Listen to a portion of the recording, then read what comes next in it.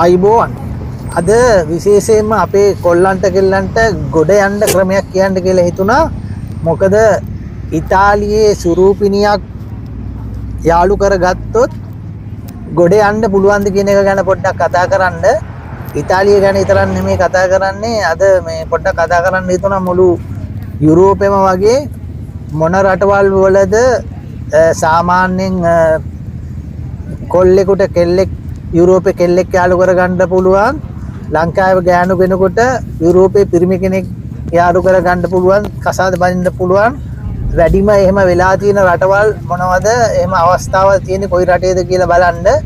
ඉතාලියෙත් එහෙම අවස්ථා තියෙනවද කියලා පොඩ්ඩක් කතා කරන්න කියලා මේ හිතුණා. මොකද ඒක විශේෂයෙන්ම මේ වීඩියෝ එක කරන්න කියලා හිතුනේ.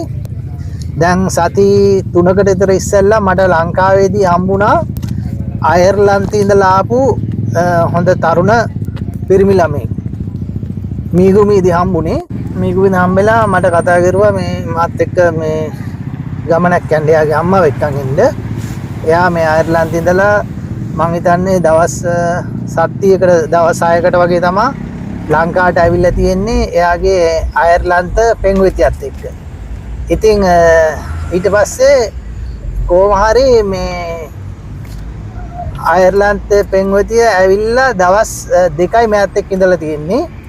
ලංකාවට ඇවිල්ලි වෙරලා මෙයාත් එක්ක මොනවාද මේ ගැටලුවක් ඇති කරගෙන එකපාරට මෙයා කටාරේ ආවේස් එක ඇවිල්ලා තියෙන්නේ. මෙයාත් එක්ක ටිකට් එක මෙයා ටක් ගාලා වෙනස් කරගෙන මෙයාගේ බඩුත් ඔක්කොම මෙයාලා හිටපු මිගමී හෝටල් එකේ කාමරේ දාලා ඒ ගෑනු ළමයාගේ අයර්ලන්ත ජාතික ගෑනු ළමෙක් මේ දාලා මෙයාත් එක්ක තරහ වෙලා අරයා ගිහිල්ලා. මොකද තරහ වෙන්න හේතුව මෙයාලා දැන් අවුරුදු 3ක් විතරලු මෙයාලගේ මේ ලව් එක මෙයාලා දෙන්න එකට තමයි ජීවත් වෙන්නේ අයර්ලන්තේ. මේ අයර්ලන්තේ ගෑනු කෙනාගේ ගෙදර තමයි මේ පිරිමි කෙනා ජීවත් වෙන්නේ. ඒ ඉන්න ගමන් කොහොම හරි මෙයාට මේ Facebook එකකින් තමයි මේ ගෑනු කෙනාවත් හම්බෙලා තියෙන්නේ. තව ගෑනු කෙනෙක් එක්ක මෙයා යාළු වෙලා නැහැ, නිකන් දැකලවත් නැහැ කවදාවත්. ඒ අයර්ලන්ත ජාතික කාන්තාව, රූමත් කාන්තාවක් මෙයා චැට් කරලා වීඩියෝ කෝල් අරගෙන එමේ තියෙනවා.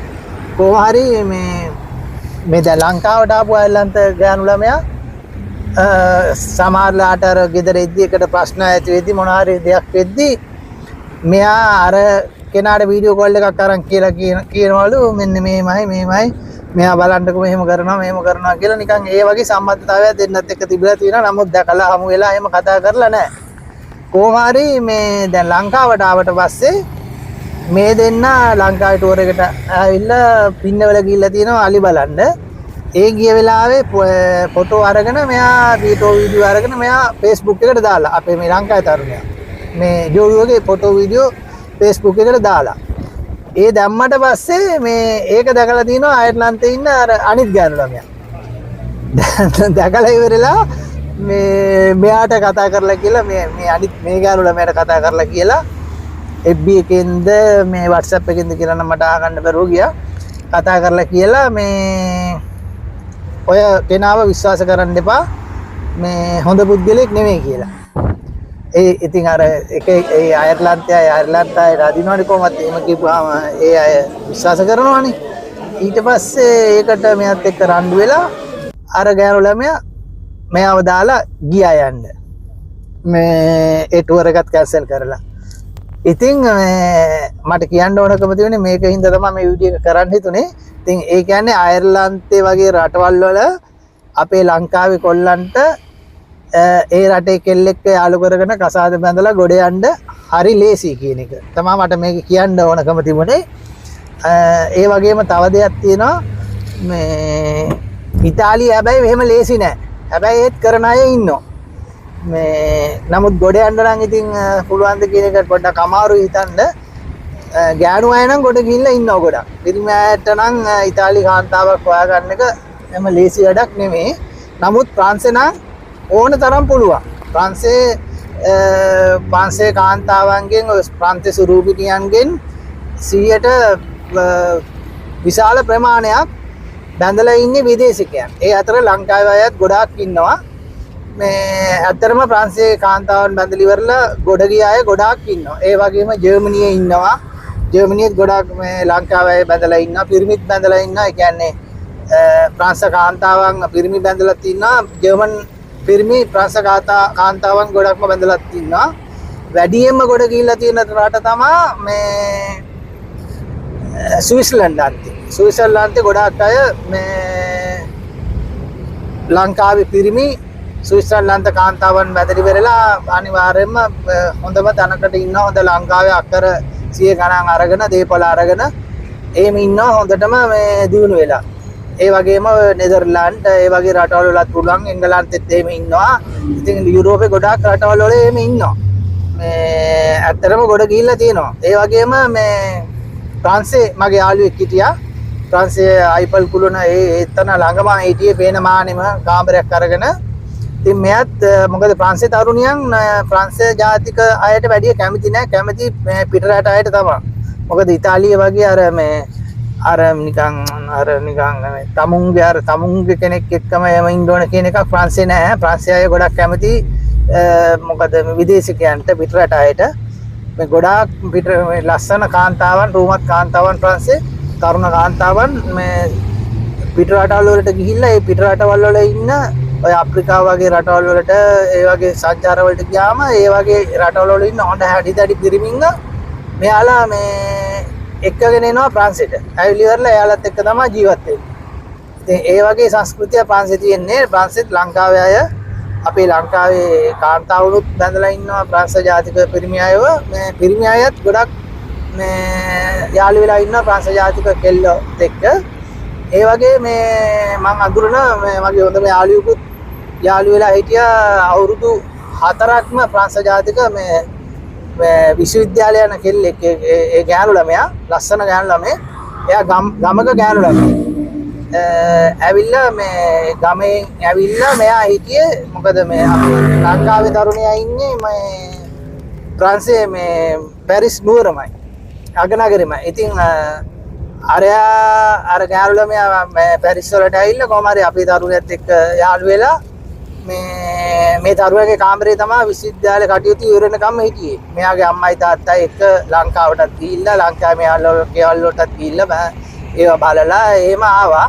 නමුත් ඉතින් අර යාළගේ මේ බඳින කියලා මේකක් නැහැනේ. අපි ලංකාවේ වගේ බඳිනවා කියලා එකක් නැහැනේ. නිකන් අර එකට ජීවත් වෙන එකනේ තියෙන්නේ. කොහොම හරි මේ අපේ තරුණයා හොඳට යුරෝ 5000ක් විතර පඩි ගන්න මේ චෙප් කෙනෙක් පැරිස් වල. කොහොම හරි මේ මිදලා හොඳට මෙයාගෙන් තමයි අර තරුණයා කන්නේ බොන්නේ. එයාගේ කැම්පස් වලට වියදම් කරන්නේ ඔක්කොම අපේ ලංකාවේ තරුණයා. කොහොම හරි ඔහම හොඳට ඉඳලා අරයාගේ උපාධිය ගන්නකම්ම මෙයාත් එක්ක යාළු වෙලා ඉඳලා උපාධිය ගත්තට පස්සේ ඔක්කොම වැඩ ටික කරගෙන අපේ එක්කනව දාලා ඉවරලා අර තරුණිය ගියා එයාගේ ගමට. මෙයා එතනින් එහාට පස්සේ මෙයාත් එක්ක සම්බන්ධයක් නැහැ. හැබැයි අපේ තරුණයත් එච්චර හොඳ කෙනෙක් නෙමෙයි. එයා හොඳට මේ ඩ්‍රග්ස් වලට කාරියක් බැයි වෙලා රණ්ඩු වලට යනවා. ඒ වගේ කෙනෙක්. ඒකින්ද දන්නේ නැහැ ගියේ කොහොම හරි ඒ වගේ මේකක් තිබුණා. ඊට පස්සේ අපේ කෙනාටත් වීසා එක තිබුණෙත් නැහැ. හොඳ ලොකු වඩියක් ගත්තට වීසා එක තිබුණෙත් නැහැ. මේ රෙස්ටෝරන්ට් දෙකක වැඩ කරලා චෙප්පින්ද යුරෝ 5000ක් විතර පඩිත් ගන්නවා. ඊට පස්සේ මෙයාටත් ප්‍රංශේ පාවෙලා ලංකාවට ගියා. දැන් ඉන්න විදියක් නැහැ. ඉතින් ඒ වගේ දේවල් වෙනවා. ප්‍රංශේ නම් ඕන තරම් අපේ මේ තරුණියොත් එක්ක යාළු වෙලා ඉන්නවා. ගොඩ ගිහිල්ලක් තියෙනවා. ගොඩ යන්නත් පුළුවන්. ඒ වගේ රටවල් වල. හැබැයි ඉතාලියේ එහෙම ගොඩ යන්න එක නිකන් හීනයක් තමයි. ගොඩක් අමාරුයි. හැබැයි ඉතාලියේ කාන්තාවන්ව බැඳලා තියෙනවා මේ ලංකාවේ කාන්තාවන්ව බැඳලා තියෙනවා ඉතාලි ජාතිකයන්. මේ ළඟදිත් දැන් අවුරුදු 1කමාරකට ඉස්සෙල්ලා මේ සයිප්‍රස් වල ඉඳලා ආපු කෙනෙක්ව කාන්තාවක්ව මේ ඉතාලියේ පිරිමි කෙනෙක් හොස්පිටල් එක වැඩ කරන නර්සින් කරන්නේ පිරිමි කෙනා. ඒ දෙන්න මෙච්චර කාලේ දැන් අවුරුද්දක් විතර දෙන්න එකට හිටියේ ගිහිල්ලා එක ගෙදරක එකට ජීවත් වෙලා ලිවින් ටුගෙදර්නේ. ඊට පස්සේ මේ සයිප්‍රස් ඉඳලා ආපු ඉඳලා මේ ලංකාවේ කාන්තාවට කොළේ හදා ගන්න විදියක් නැහැ නේ. මේ પાස්පෝර්ට් ගන්න වීසා ගන්න විදියක් නැති හින්දා දැන් සති දෙකකට ඉස්සෙල්ලා මෙයාව බැන්දා. දැන් බැන්දාට පස්සේ මෙයාට කොළේ හදා ගන්නත් පුළුවන්. ඉතාලි પાස්පෝර්ට් එක ගන්නත් පුළුවන්. එහෙම තියෙනවා. ඒ ඉතාලියේ ඉතින් ඉතාලියේ ගොඩක් පයිලට් ලව බැඳලා ඉන්නවා අපේ මේ කාන්තාවන් වයසක අය තමයි. ඉතින් වයසක අය පොඩ්ඩක් තරුණ ගෑනු අයව ලංකාවේ බැඳලා ඉන්න. ඒ වගේ ඉතාලියේ තියෙන පිරිමිත් 14ක් මේ ඉතාලි කාන්තාවන් එක්ක ඉන්න බැඳලා නෙමෙයි. ඉතින් මේ 14ක් ඒ ඉන්න අයටත් ඉතින් පෞල් ජීවිතේ එපා වෙලා තියෙන්නේ. මොකද මේ සංස්කෘතිය වෙනස්නේ. ඒක හින්දා. ඉතින් ඉතාලිය නම් ඇත්ත වශයෙන්ම ගොඩ යන්න බෑ. මේ කියන්නේ ඉතාලි ජාතික කාන්තාවක් බැඳලා ගොඩ යන එක අමාරුයි. ඒක ඉතින් 10,000කට එක්කෙනෙක් වගේ තමයි වෙන්නේ. නමුත් යුරෝපයේ අනිත් රටවල් වල එහෙම නෙමෙයි. අනිත් රටවල් වල මේ පච්ච එකක් කොටලා තිබුණා. පිටිපස්සේ බෙල්ලේ ඉඳලා මේ පිටේ ලංකාව තමයි කොටලා තිබුණේ. අනිවාර්යයෙන්ම මං හිතන්නේ යා මේ ලංකාවේ කෙනෙක් එක්ක වෙන්න ඕන ඉන්නේ ඉතාලිය මේක. මේ ඒ වගේ දේවලුත් තියෙනවා. නමුත් ඉතින් මේ try කරලා බලන්න. ගොඩ යන්න පුළුවන්. එහෙනම් ජය වේවා.